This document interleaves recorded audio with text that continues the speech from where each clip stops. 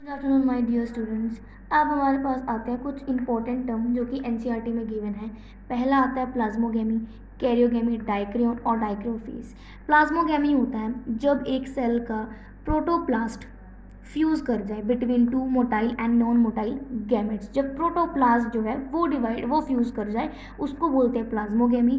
Karyogamy होता है जब दो न्यूक्लियाई फ्यूज़ करें, मिल जाए। और डाइक्रॉन होता है दो न्यूक्लियाई पर सेल, मतलब कि एक सेल है पर न्यूक्लियस कितने हैं, 2 न्यूक्लियस है एक सेल के अंदर। डाइक्रोफेज होता है द फेज ऑफ डाइक्रियन, मतलब इसका फेज डाइक्रोफेज कहलाएगा। डाइक्रोफेज कहाँ दिखता है?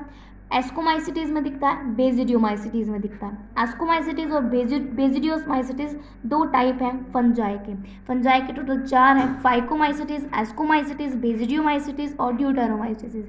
इसके बाद हम देखेंगे इनके माइसीलियम। ये मैंने लिखा है माइसीलियम इनके पास एसेप्टिव होता है, इट मीन्स कोई डिवीजन नहीं है। और सिनेसिटिक होता है, सिनोसिटिक सिर्फ एक फाइकोमाइसिटीज के पास, बाकी सारे हम 3 देखेंगे तो सेप्टे और ब्रांच्ड है माइसीलियम। फिर आता है हमारे पास पहला फाइकोमाइसिटीज। जो फाइकोमाइसिटीज होती है वो एक्वेटिक हैबिटेट में होती है, मतलब पानी में रहने वाली होती है, डिकेइंग वुड में, डैम प्लेसेस में, और एक पैरासाइट होती है। ये बहुत इंपॉर्टेंट है। फाइकोमाइसिटीज की जो है एग्जाम्पल पूछ सकते हैं, तो एग्जाम्पल आता है म्यूकर, राइजोपस और एल्ब्यूगो। अब राइजोपस जो होता है वो ब्रेड मोल्डिंग के लिए यूज होता है, और जो एल्ब्यूगो होता है वो पैरासाइटिक होता है, या हम बोल सकते हैं इसको मस्टर्ड होता है। ये बहुत इंपॉर्टेंट एग्जाम्पल्स है इसके। फिर आता है एस्कोमाइसिटीज सेप्रोफाइटिक होता है, डीकम्पोजर होता है, पैरासाइटिक होता है। कॉर्पोफिलस होता है, मतलब कि कॉर्पोफिलस की जो डंक के ऊपर ग्रो करता है। मोस्टली इसको मल्टीसेलुलर बोला जाता है, रेयरली अगर हम देखेंगे तो यूनिसेलुलर, जैसे कि फंजाई में हमने देखा था एस्कोमाइसिटीज की ईस्ट एग्जाम्पल आ गया।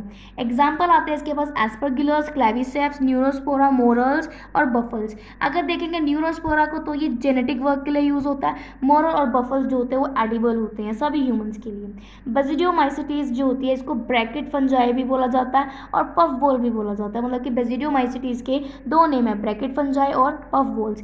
ये एसेक्सुअल जो स्पोर्स होते हैं जनरली इसमें एब्सेंट होते हैं। इसके अंदर अगर देखोगे कि एसेक्सुअल स्पोर्स है सो नो, इसमें नहीं है। सेक्स ऑर्गन्स भी इसमें एब्सेंट होते हैं। इसमें प्लाज्मोगेमी होता है, मतलब कि 2 डिफरेंट स्टेन जो है वेजिटेटिव या फिर सोमेटिक सेल्स ये फ्यूज कर जाएं तो प्लाज्मोगेमी होती है।